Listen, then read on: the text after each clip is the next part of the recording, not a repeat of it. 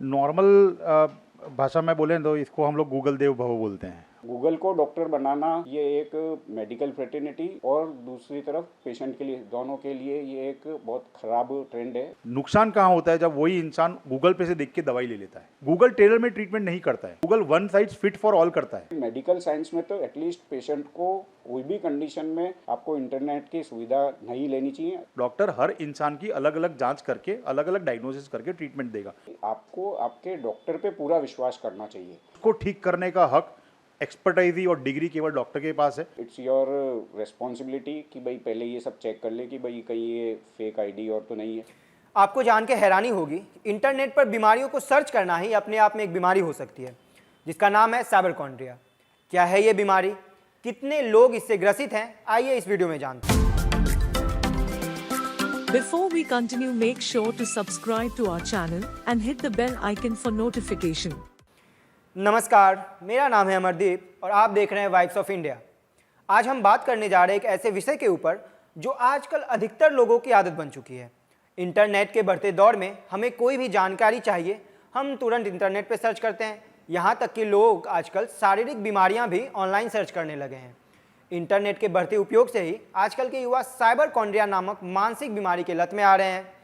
एक private college के research के अनुसार टोटल 160 छात्रों में 22.50% बच्चे इससे ग्रसित थे और 32.20% छात्र इससे लत लगने के कगार पे थे। अगर साफ शब्दों में बात करें तो साइबरकॉन्ड्रिया एक ऐसी मानसिक स्थिति है जिसमें कोई व्यक्ति अपने शरीर में महसूस होने वाले किसी भी छोटे से छोटे लक्षण को गूगल पर सर्च करके किसी गंभीर बीमारी से जोड़ने लगता है। इससे व्यक्ति लगातार तनाव में रहने लगता है और उसकी चिंता बढ़ने लगती है। साइबरकॉन्ड्रिया को कंप्यूकॉन्ड्रिया भी कहा जाता है। दुनिया भर के डॉक्टर साइबरकॉन्ड्रिया के शिकार लोगों से परेशान हैं, क्योंकि ये लोग इंटरनेट पे अपने बीमारी का पहचान करके ऑनलाइन बताए गए उपाय से अपना इलाज शुरू कर देते हैं।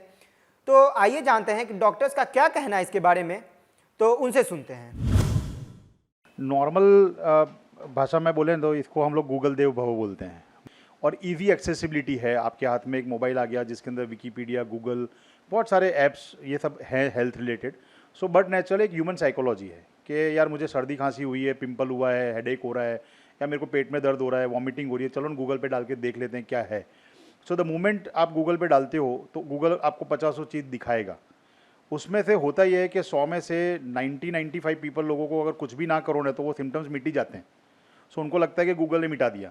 इंपॉर्टेंट चीज़ गूगल के बारे में अगर आप समझो तो गूगल पे इन्फॉर्मेशन बहुत सारी है, पर कौन लेना चाह रहा है, किस टाइप का इंसान ले रहा है, क्या प्रोफेशन वाला ले रहा है और उसको किस इन्फॉर्मेशन से फ़ायदा होगा, वो बहुत इंपॉर्टेंट है। वो जानना गूगल पे बहुत मुश्किल हो जाता है। मैं आपको एग्जांपल दे रहा हूँ, छोटा सा एग्जांपल समझाऊँ।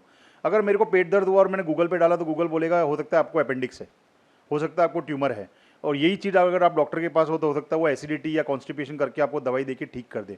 सो गूगल का ये सबसे बड़ा नुकसान जो लोग नहीं समझ पाते हैं कि गूगल को ये नहीं पता होता कि आपको एक सिम्टम के ऊपर कितने और सिम्टम हैं।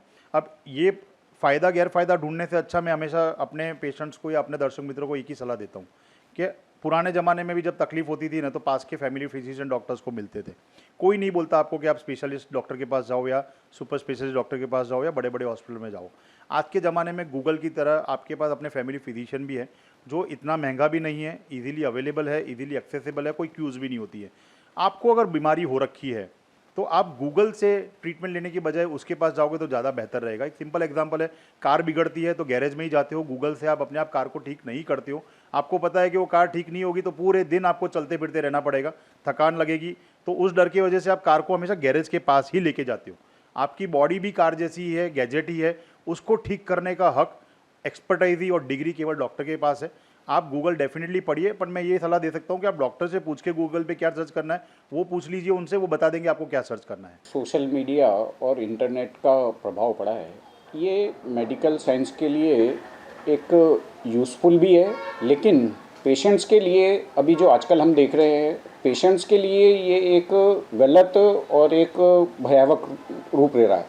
हमारी क्लिनिकल प्रैक्टिस में भी हम पेशेंट्स देखते हैं तो कई सारे पेशेंट्स हमारे पास में ऐसे आते हैं जो कि अपनी बीमारी को गूगल या जो भी इंटरनेट की वेबसाइट होती है उसी से वो उसको डायग्नोस करके आते हैं, और उसके अलावा कई बार वो सेल्फ मेडिकेशन वो जैसे सपोज़ किसी को हेडेक हुआ तो वो हेल्थ हेडेक को अपने इसमें इंटरनेट पे सर्च इंजन में डालता है और उस पर फिर जो हेडेक के कॉजेज आते हैं या ट्रीटमेंट आते हैं, तो कई बार वो उसको सेल्फ ही दवा मेडिकल स्टोर से जाके उसका ट्रीटमेंट करना चालू कर देता है। और वो हेडेक कोई सा भी हेडेक हो सकता है, वो ब्लड प्रेशर के कारण का भी हेडेक हो सकता है, दूसरी कोई अनयूजुअल बीमारी का भी हेडेक हो सकता है। तो वो जो अर्ली प्राइमरी सिम्टम्स होते हैं वो उसका जो इनिशियल पार्ट है वो उसको इग्नोर करते हैं। तो पेशेंट कई बार हमारे बिकॉज ऑफ ये इंटरनेट का ये यूज़ करने के कारण, गलत यूज़ करने के कारण लेट प्रेजेंटेशन होता है। और दूसरा एक बात ये है कि ये जो गूगल सर्च इंजन में मेडिकल फील्ड में अगर अननोन आदमी, अननोन पेशेंट ये इसमें बहुत ज़्यादा डीप सर्च में जाता है तो कई सारी, वो तो एक जनरल पर्सपेक्टिव में बात करता है। सपोज़ आज पेशेंट कोई भी एक दवा का साइड इफ़ेक्ट के नाम से अगर कोई किसी पे भी डाले, मैं तो कहूँ सिंपल, अगर पैरासीटामोल की दवा है उसको अगर आप साइड इफ़ेक्ट पे गूगल के कोई सर्च इंजन में डालो तो उसके 1000 साइड इफ़ेक्ट देखने को मिलेंगे।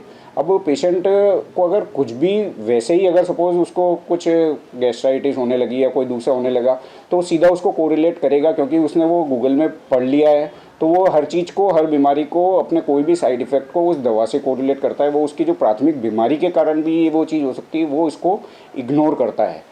तो गूगल का उपयोग मेडिकल फील्ड में अच्छा भी है, लेकिन एज ए पेशेंट उनको थोड़ा इसका उपयोग सेलेक्टेड करना चाहिए।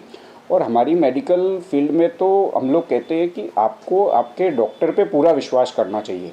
और इससे लोग क्या है, फिर जैसे अगर कुछ डाला हेडेक, तो हेडेक में डाला तो उसमें कुछ भी आगे से आगे बताएगा, उसमें कैंसर बताएगा, ये बताएगा, फिर उसके दिमाग में कैंसर चलता रहेगा, डिप्रेशन चलता रहेगा, फिर उनको अननेसेसरी का फोबिया हो जाता है, डिप्रेशन हो जाता है, फिर ये बीमारी आगे से आगे चालू ही रहती है।